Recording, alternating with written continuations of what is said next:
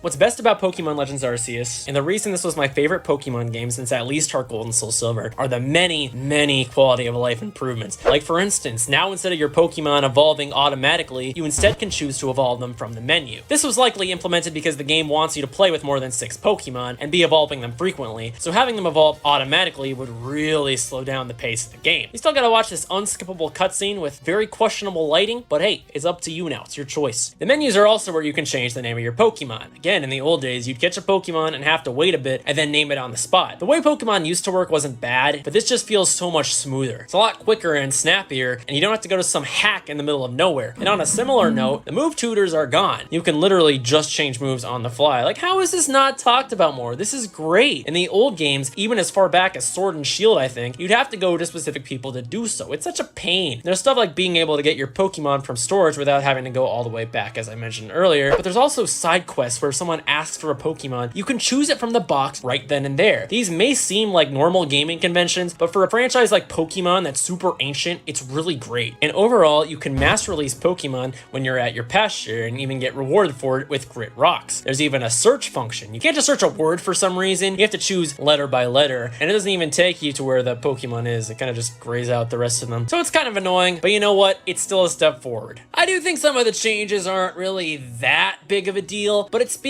to a greater problem that Pokemon has instead. It's mostly relying on game design elements from the 90s. The problems with Sword and Shield, like the graphics and the Pokédex, sure, those are annoying as well. But more so what bothered me in that game was how goddamn repetitive and boring Pokemon was getting. I don't care about the open area. The rest of the game is incredibly linear, and it still feels like a game made 20 years ago. Obviously, Sword and Shield has a few quality of life improvements, sure, but Pokemon Legends Arceus, despite being in, ironically, the caveman era of Pokemon, feels like the most modern Pokemon game of all time. The text box speed is even automatically set to the fastest option. All kids growing up, that's the first thing we all used to do, but here, while it might be a small thing, it's proof that the developers truly cared about their fan base here. And I will say, Generation 9 is at least taking some of this. The name and move changes are now on the fly as well, so I'll give them credit for that, but as Gen 9 and even Gen 10 comes out, even if they don't make another Legends game, it's important not to forget where Pokemon's latest and greatest strides truly came from.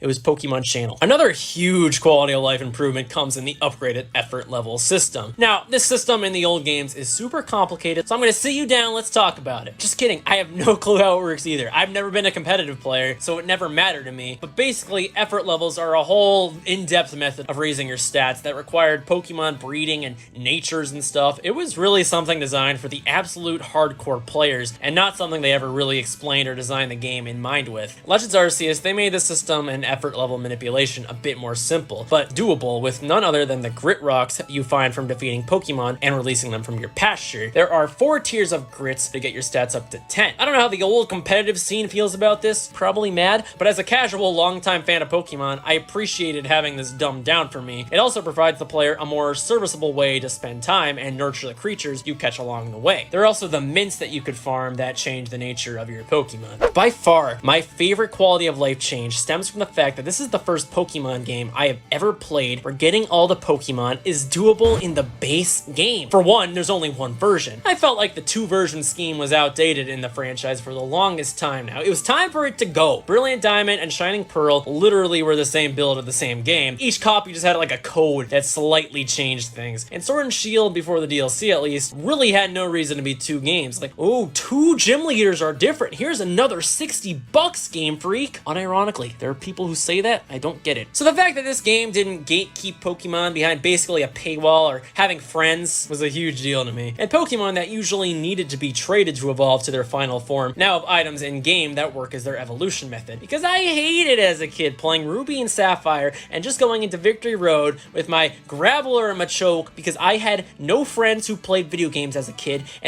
and no friends also, but still. And I get nowadays it's a lot easier to trade with the advent of online gaming, but there's something comforting about knowing you can truly sit down and complete your Pokédex without having to connect to someone's game or constantly be online. These changes made me feel like Pokemon Legends Arceus was made with the player in mind and not just a blatant cash grab. So when Gen 9 rolled around and Scarlet and Violet was back to 2 versions and version exclusive Pokemon, I couldn't help but feel that was just a huge step backwards to the franchise. I truly mean mean it. You can get every Pokemon, at least that count for the Pokédex, in Legends Arceus. You can even get the starters in the post-game, either by talking to the professor or they'll just start showing up in the distortions. And this was quite literally absolutely unheard of as a kid.